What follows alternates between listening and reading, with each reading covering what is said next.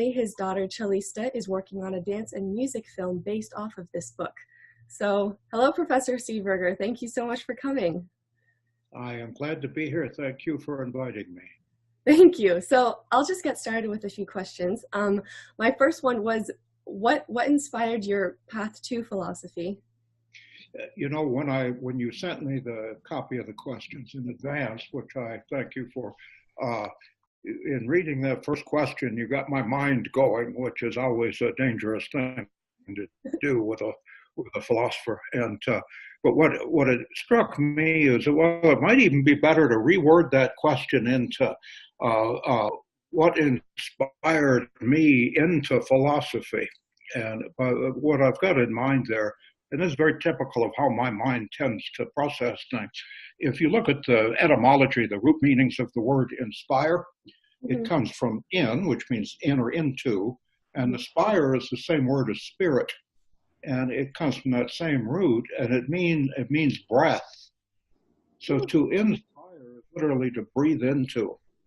And and it was more a matter of, in my case, it was more a matter of my finding when I was 15 years old, the kind of what had always been breathed into me, what kind of I just found my way of proceeding and of thinking, that had a name in the European Western tradition of philosophy. And that happened to me when I was 15. So it's kind of like, by that point, the wind was blowing me onto that path. And I began following it. And it struck me fairly early on that the only way I could genuinely follow that path is I would have to go through the process of getting a bachelor's, master's, and PhD degrees, and then try to land some academic teaching position, because in our society, that's kind of the only access that is reasonably open for anyone who finds himself or herself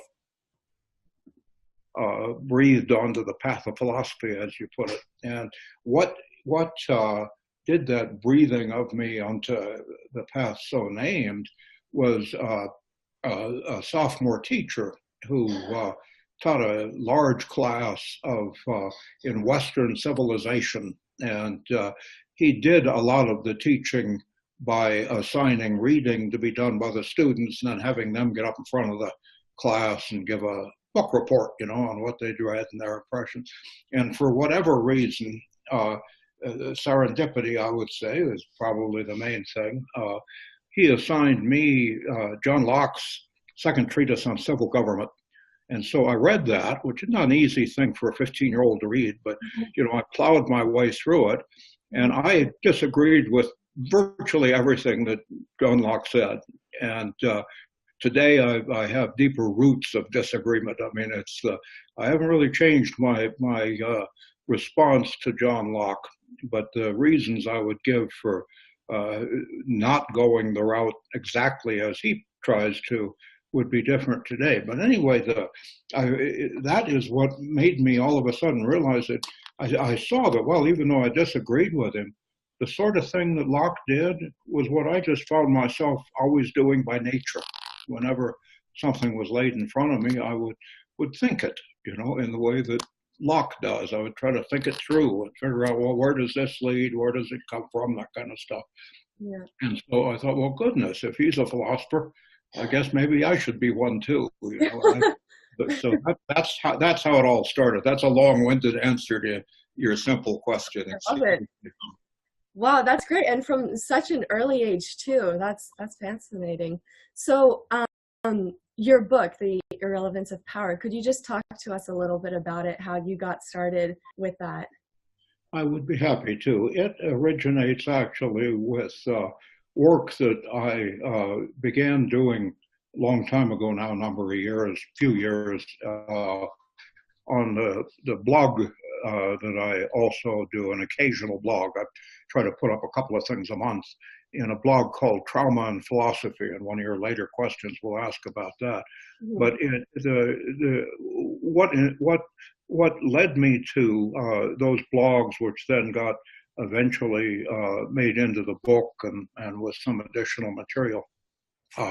What led me to that is just a lifelong, really, concern that goes back as far as I can remember, and it precedes my finding myself blown onto that path of philosophy that I talked about in answer to your first question. What has always concerned me is a sort of built-in sense of the injustice of what often claims authority over us. And very early in school, I got called on the carpet by the teachers, who are, of course, the authority or authoritarian figures in young children's lives, or for all too long in children's lives. And I would find myself just rebelling against some of the dictates of teachers. And they did not typically concern me. I mean, it's not that they were mistreating me, but I thought of it as mistreatment of all of us, or of others. And so I would protest that in the way that a kindergartner or a first grader, and so on, knows to protest. I would just throw a little tantrum, I suppose. Well, I never did that really, but the kind of verbal equivalent, I would express my reservations and suggest that what they were doing was not legitimate. Mm-hmm. And so the book, The Irrelevance of Power, which is my most recent book, as you've said, is an outgrowth and an expression of kind of my full 74-year lifetime of finding myself called to protest injustice and to just not let it go unchallenged, if you will, or to uncommented upon. And the more that path of that path onto which I was blown, the more that I followed that, the more I found myself just realizing that, well, the issue is not to let those who claim authority have it. And that title, The Irrelevance of Power, originally the title that I had in mind until my daughter Freya, whom you know and we'll get to later in your questions, but until she suggested revision of the title, but I originally had called the thing Living in the Irrelevance of Power. And she shortened that wisely. I agreed with her thinking in doing so. But that's a matter of something very deep in me. It goes back to, as I say, my childhood. That sense that, well, what we need to do is learn how not to let those who claim power have power over us. Yes. That's what I wish to express in my title, The Irrelevance of Power. We need to just kind of rise to the awareness that power in that coercive sense, the sense of those who claim power, has no power. And so we need to kind of live in its disempowerment, if you will. So maybe I'll let that stand as my initial characterization of what led me to to that book, The Irrelevance of Power, and what I hope it conveys. I hope it conveys a permission and encouragement, if you will, to do that, to live in the irrelevance of power, and to call it to the attention of others, the illegitimacy of it when it's necessary to do that. I see. That's great. That seems like a very interesting book. Mine is in the mail right now. I'm so excited to read it soon. But about your daughter Freya, I mean, I assume with a daughter like her, you're probably anticipating that, anything can grow bigger. But when you first published your book, did you think that it would kind of take on another life and audience into something bigger, or no? Did you not anticipate that? I don't know that I thought that it would, but I was excited and pleased to see that it did. And that, above all, I credit to Freya, to my daughter, to the work that she did. She, lined up the editor, Jennifer Gigantino, if I'm pronouncing the name correctly. Then she lined up a couple of wonderful graphic artists, one of whom gave permission to use a bit of his graphic art that had been painted in France, in fact, on one of the walls in one of the uprisings in France a few years ago, and as the cover of the book. And then internal depictions were done by another graphic artist. And so she put the book together in that sense, and so the book as actually printed is already an expansion and an exploration beyond simply the text that I wrote. And I am very happy with the result and very proud of it. I did not know until relatively recently, after the book had already come out, that Freya had planned and developed an album and a film to go with the book. And so, and I have not yet seen the film and album because it's not yet fully released, and I've kind of been, I think the first track is, I think, available that one can see, but I have willfully not looked at that first one. I want to see the whole thing, which she's going to premiere, if I remember correctly, on in October 15th, which is a wonderfully appropriate philosophical date because October 15th is Nietzsche's birthday. It's Nietzsche was born on October 15th of 1844. So. Wow. Well, that just works out perfectly. It does. And so apart from this, have you ever done another collaboration with Freya, or would this be the first one? It would not be the first one. This would be the second one in the more or less formal way of books and products of that sort. In a way, which have collaborated throughout her entire life, in one fashion or another, and she has always been a partner for me in my thought. She's been someone with whom, ever since she began to grow into her childhood herself, I have profited from communicating, and so she's had an impact in that way throughout her lifetime on me.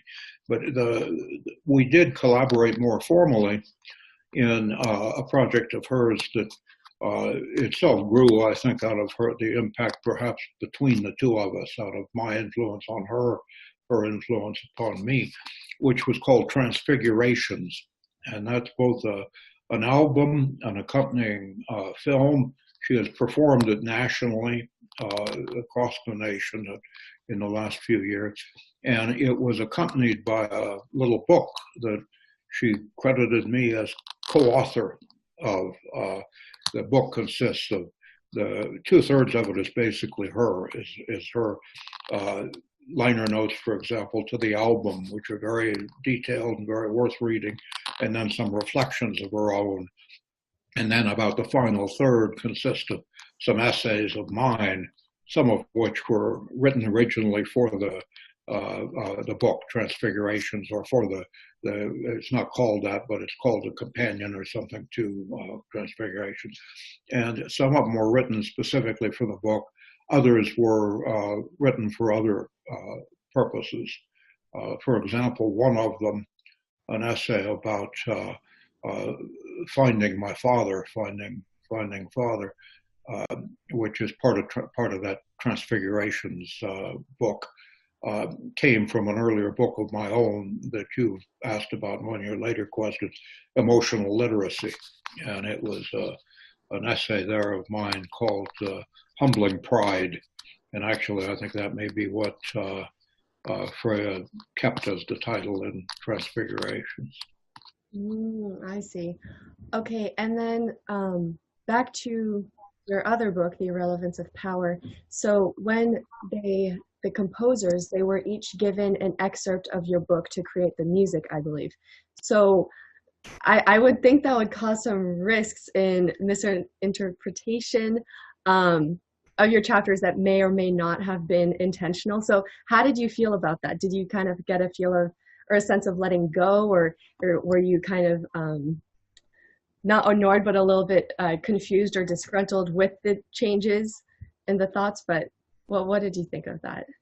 I was delighted. I mean, it's the very opposite of threatened or of feeling concern about it. I was just absolutely delighted. You used the word risk, Mm-hmm. and what that brings to my mind is my first love in philosophy. I mean, John Locke, as I've told you, was my first enemy in philosophy, but my first real love and my greatest teacher for the early part of my philosophical journey in my life was Nietzsche, whom I've already mentioned. And Nietzsche is a man of great risks, and who indeed encourages those who read him or read of him to take risks. And wouldn't be too much of a stretch to say that Nietzsche's definition of thinking is risking. To think is to, and I am very happy with that way of defining it. As a matter of fact, it's to think is to question, and to question is to open up, and to open up is just what it says. It's to jump into the gap between, and to kind of hold that gap open. And I can't think of a better word for that than risk. So it's kind of to risk jumping into the abyss, which is very much a Nietzschean metaphor, a Nietzschean notion. Yeah. Oh, And okay. so when I knew that Freya was going to do this and asked different composers, I was delighted, as I said. And I would regard it as hypocritical if I weren't. And I'm certainly not incapable of hypocrisy. I've proven that to myself many times. But that doesn't mean I'm proud of my hypocrisies. And I'm proud, if you will, that I was not struck by any indignation or any feeling of danger in the negative sense, or the infringement. When I knew that Freya had turned various pieces of my book over to various artists, and for their interpretation. I think that's wonderful. That's what the enterprise of philosophy, as I've come to think of it, is all about. Interpretation, yeah. Well, that's great. I'm glad that you think it that way. I think it's just fascinating too. And so we briefly talked a little bit about your blog, but you have a blog, Trauma and Philosophy.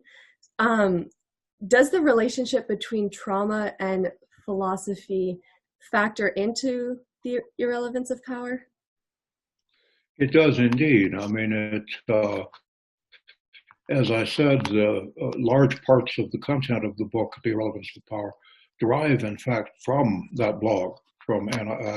It's not the first book that I have written that way, and it's not a bad way of writing for me. It's sort of like when I do the blog, I always tend to think in blocks of posts. So a post appropriate for a blog, as Freya has taught me especially, is not like chapter length. Mm-hmm. Much briefer than that. So I got in the habit of writing in that fashion. And as I say, The Irrelevance of Power is not my first book that in large part I did online, that I did the writing, so to speak, in public, and then could revise it later and things like that. My couple of books before that were largely written in that same way, not entirely any more than The Relevance of Power is entirely written that way. But the two preceding books before The Irrelevance of Power were both written in that way. Okay, and so one of those books, previously, I think you wrote it in 1997, Emotional Literacy, and that was focusing on appropriating emotion and certain behaviors and situations. So do you think that your interest in connecting emotions through behavior is something that your daughter, Freya, is translating into her project, or this project? I certainly do, and that too delights me. And that shows that she's a philosopher's daughter, Yeah. in my understanding of philosophy, and I'm very grateful for it. That she has gone in that direction. Hmm. Um, Let and me then, mention real quick, just because I don't want to give an incorrect impression, but the emotional literacy back in '97 was before I had any blog going. And so it was written in kind of the old fashioned, and it was written by then. I was using computers, so I was not writing on my old Olympia portable typewriter the way I did my earlier stuff, but it was done by computer, but it was written in the old fashion of, like kind of putting chapters together in typed print, mm, and not on the computer keyboard. So and it wasn't put up in terms of the blog, because the blog didn't begin until around I think I started it around 2009, 2008, around in there. It mhm, was after our daughter Freya uh, married and lived with her husband for a few years in France, and oh, it was in part inspired. The blog was in part grew out of that period of our shared lives. mhm. Oh, that's sweet. Um, and so some of your areas of expertise are Heidegger, and phenomenology. So do you think that in some ways their foundational ideas could be connected through, art or music or dance? I very much do. And I mentioned earlier to you that my first love and first great teacher in philosophy was Nietzsche. Mhm, And Nietzsche dominated my teenage years and the beginning of my 20s. He dominated my journey in philosophy, if you will, up until the last semester of my undergraduate years, when I was getting ready to graduate with my BA in philosophy. mhm. And for 1 hour independent study, I needed one extra hour. And I didn't want to pay the University of Colorado a dime more than I had to. So I didn't. I graduated with exactly the number of hours required for the degree.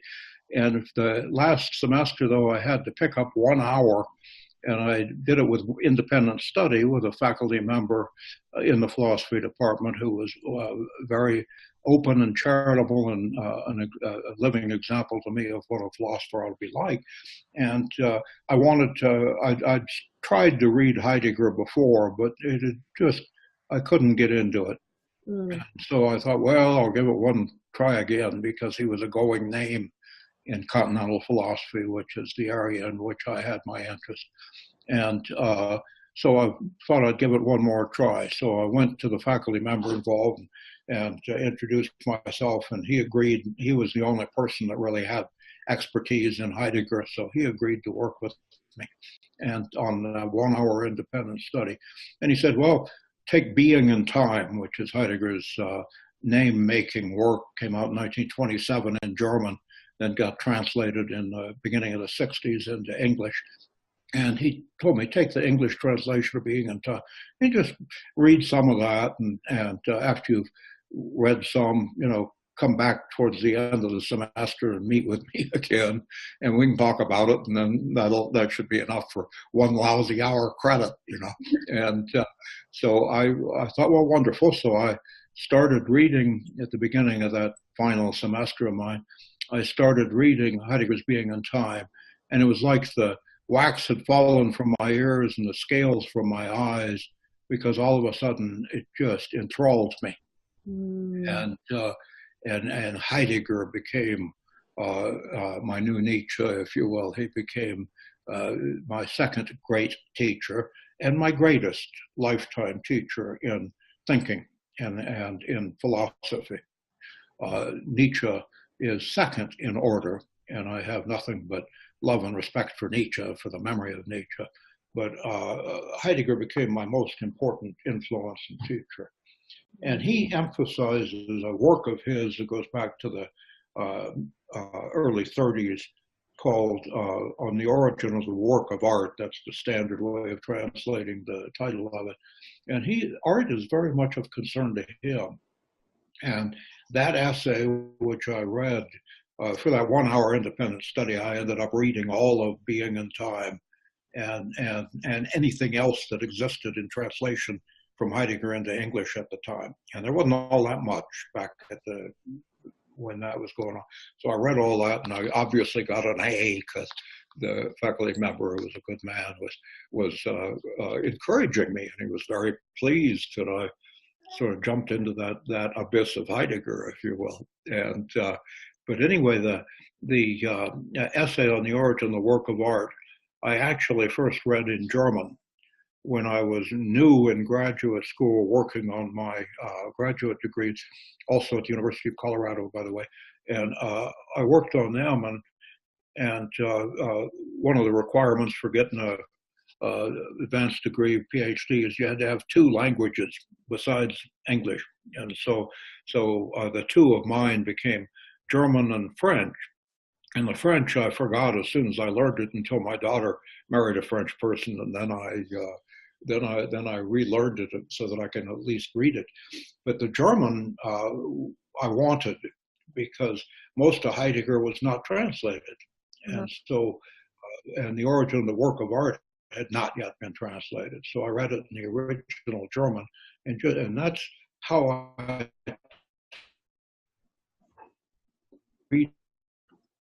reading a book of his called Holzwege, which means woodland paths that end in a thicket. You know, you go you wander down a woodland path, a path in the woods, and you know it's a path because people have been going down it. But you go down to the end of it, and it's just a thicket of brush and trees and stuff, and it's impassable. So then you got to go back to where you started and go down some other path, which may also be impenetrable thicket like that.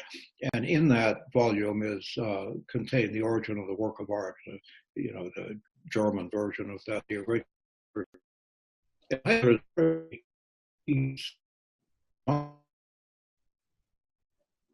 And he sees later languages, he sees the poet and the thinker, and the poet for him in German Dichtung is Dichter is includes all of the arts, so that you know one can be a poet even if one has never put pen to paper, for example, and written words.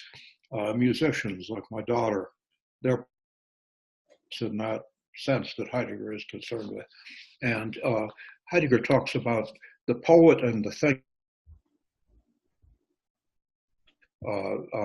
Philosopher, a better way of putting that, philosophy is the Western European word, culture of Europe, word for thinking.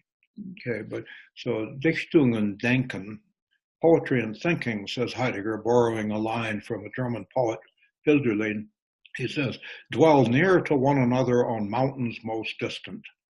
And so he's very much into the friendship or the linking that occurs between art and thought, between art and philosophy.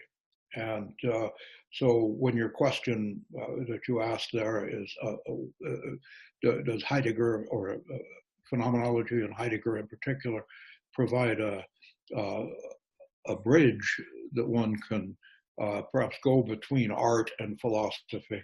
My answer would be yes, but then I'd modify the question or I'd change the thing, because as I've just been telling you, if they dwell near to one another on mountains most distant, well, you don't build a bridge between mountain tops. You know, you got to go down into the valley, and so you've got to venture the abyss. You know, because if you're up on a high mountain top, they tend to get surrounded by crowds.